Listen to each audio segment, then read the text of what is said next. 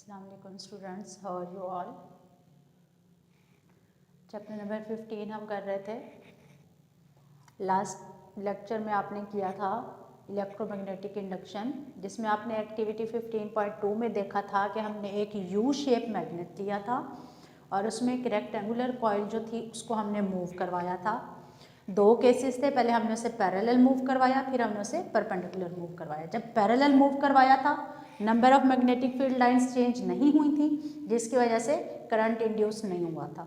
जब हमने उसे परपेंडिकुलर मूव करवाया यानी कि अपवर्ड और डाउनवर्ड मूव करवाया था, उसकी वजह से क्या हुआ था कि मैग्नेटिक फील्ड लाइंस चेंज हुई थी, जिसकी वजह से वहाँ पे गैल्वानोमीटर में डिफ्लेक्शन शो हुई थी और करंट इंड्यूस हुआ था।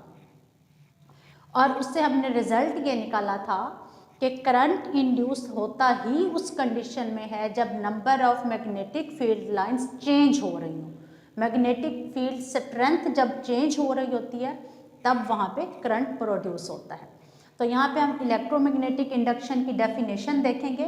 The process of generating an induced current, किसी भी सर्किट में इन अ सर्किट किसी भी सर्किट में करंट इंड्यूस करवाने का process by changing the number of magnetic lines of force passing through it। Magnetic field lines जो किसी सरफेस में से या किसी सर्किट में से पास हो रही थी उनको चेंज करवा के उस सर्किट में जो करंट इंड्यूस किया जाता है उस प्रोसेस को कहते हैं इलेक्ट्रोमैग्नेटिक इंडक्शन। अब आगे एक्टिविटी 15.3 है। इसमें आप देखें हमने एक सोलिनॉइड लिया। सोलिनॉइड आप पहले भी पढ़ चुके हैं कि सोलिनॉइड जो है वो एक कंडक्टिंग वायर होती है जो कि नंबर ऑफ लूप्स पे कंसिस्ट करती है। अब हमने सोलिनॉइड लिया, इसको हमने कनेक्ट किया गैल्वानोमीटर से। गैल्वानोमीटर से कनेक्ट करने के बाद हम एक बार मैग्नेट इसके करीब लाए। अब बार मैग्नेट जब हम इसके करीब लाएंगे, बार मैग्नेट को हम मूव करवा रहे हैं। जब हम इसे मूव करवाएंगे हम टुवर्ड्स द सोलिनॉइड लाएंगे, अवे फ्रॉम सोलिनॉइड लेके जाएंगे। इसकी वजह से क्या होगा, number of magnetic field lines change होंगी। जब हम करीब लेके आएंगे number of magnetic field lines ज़्यादा हो जाएंगी। जब हम बार मैग्नेट को दूर लेके जाएंगे number of magnetic field lines क्या हो जाएंगी, कम हो जाएंगी। अब जब number of magnetic field lines ज़्यादा होंगी तो डिफ्लेक्शन शो हो जाएगी राइट साइड पे, और जब number of magnetic field lines कम होगी तो डिफ्लेक्शन हो जाएगी लेफ्ट साइड पे, यानी कि करंट मिनिमम और मैक्सिमम होता रहेगा।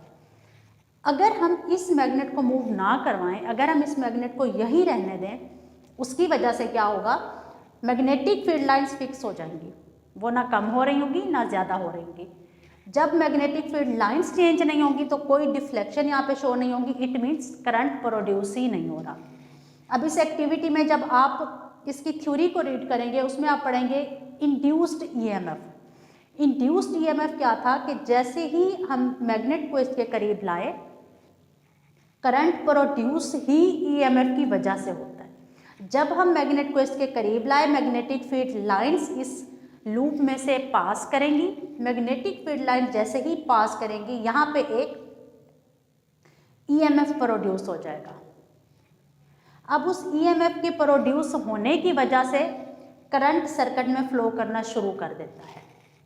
ईएमएफ प्रोड्यूस होने का मतलब ये है कि यहाँ पे पोटेंशियल डिफरेंस प्रोड्यूस हो जाएगा टर्मिनल्स पे। ये आपने पहले भी पढ़ा हुआ है कि ईएमएफ या पोटेंशियल डिफरेंस किस तरह से प्रोड्यूस होता है।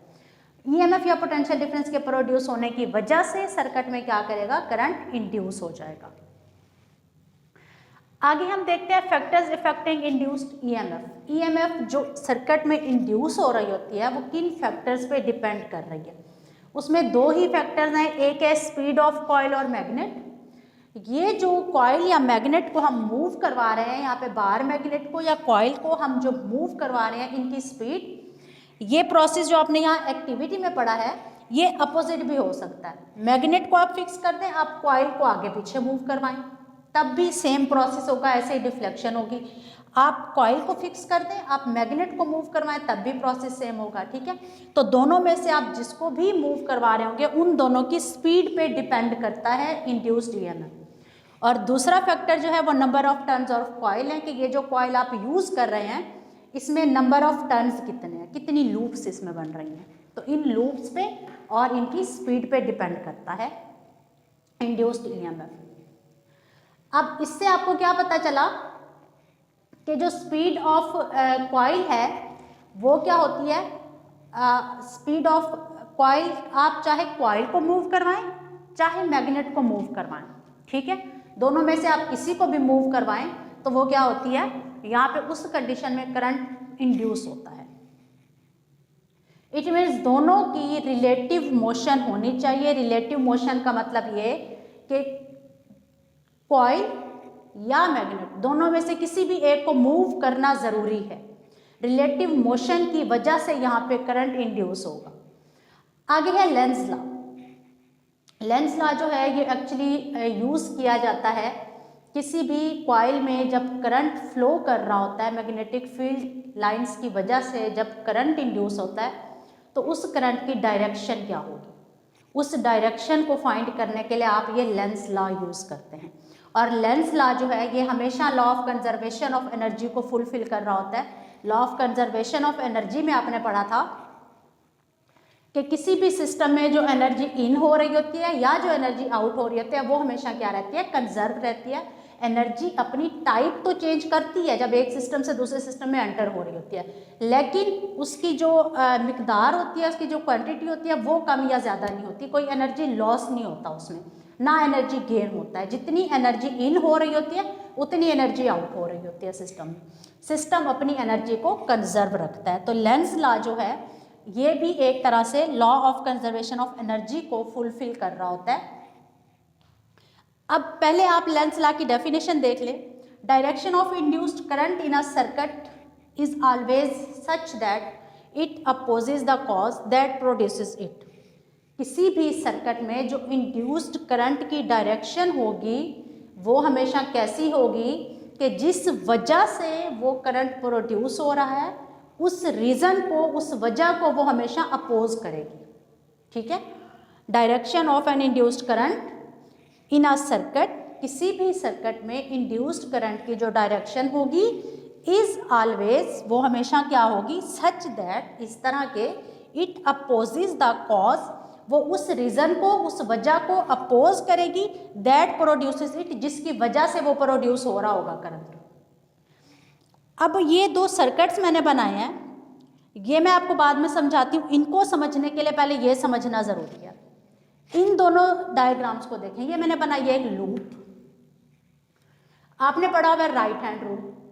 राइट हैंड रूल में आप मैग्नेटिक फील्ड की और करंट की डायरेक्शन फाइंड करते हैं। राइट हैंड रूल होता क्या है कि जिस कंडक्टर में आपने करंट फाइंड करना है आप उसको ऐसे हाथ में पकड़ें, ये जो थंब होता है ये मैग्नेटिक फील्ड की डायरेक्शन शो करता है और ये जो कर्लिंग फिंगर्स होती हैं ये करंट की डायरेक्शन शो करती हैं। अब मेरे पास ये एक लूप है, मैंने इसको ऐसे पकड़ा।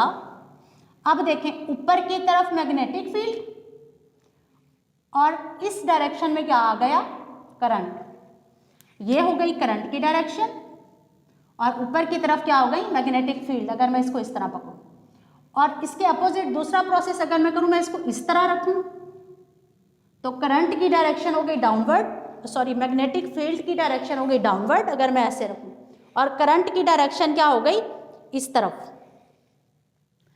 अब देखें ये हो गया एंटी क्लॉकवाइज प्रोसेस, ये हो गया क्लॉकवाइज प्रोसेस।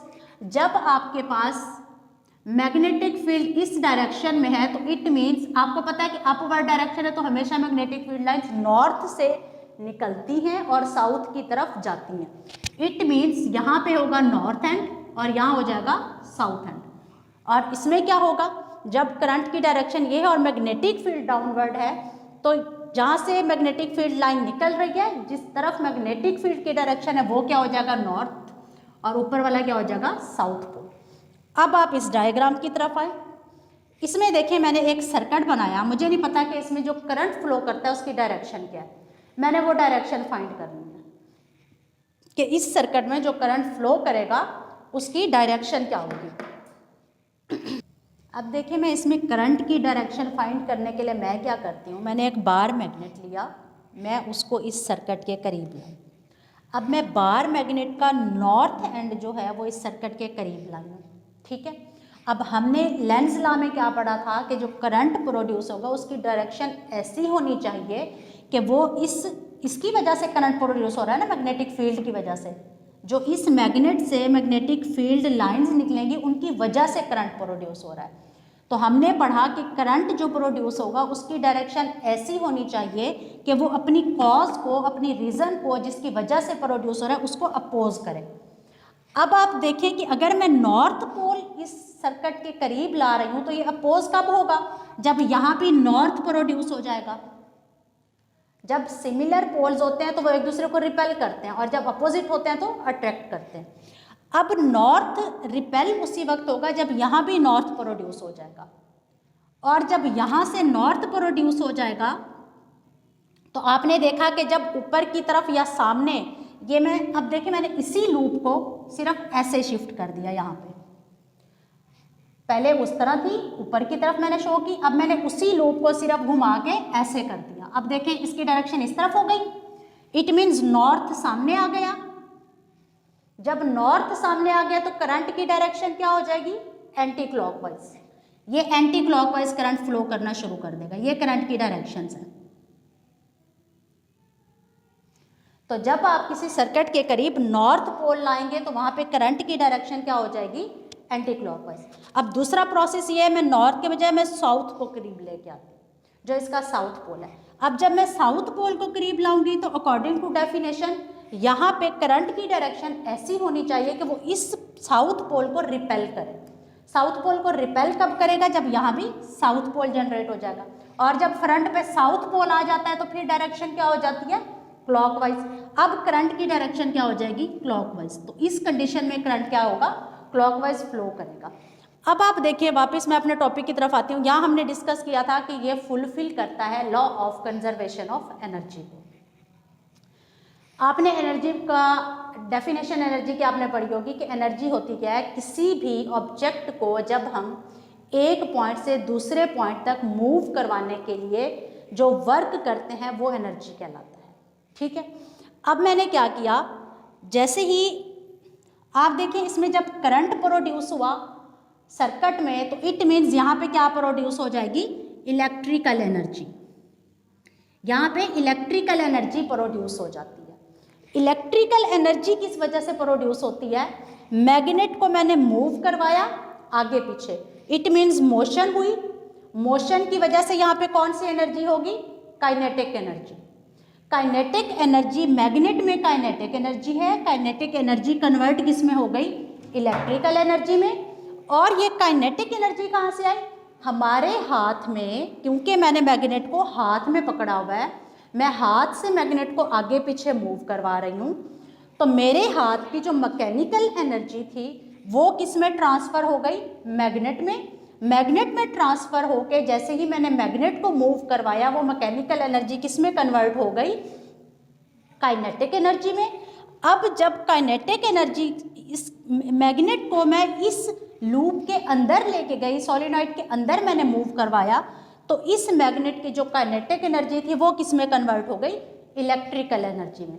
तो एनर्जी की एक फॉर्म जो है वो दूसरी फॉर्म में कन्वर्ट हो गई, लेकिन एनर्जी सेम रहती है, कंजर्व रहती है, ना ये कम होगी ना ये ज़्यादा होगी। ठीक है, तो इस तरीके से लेंस लॉ जो है ये क्या करता है, law of conservation of energy को फुलफिल करता है।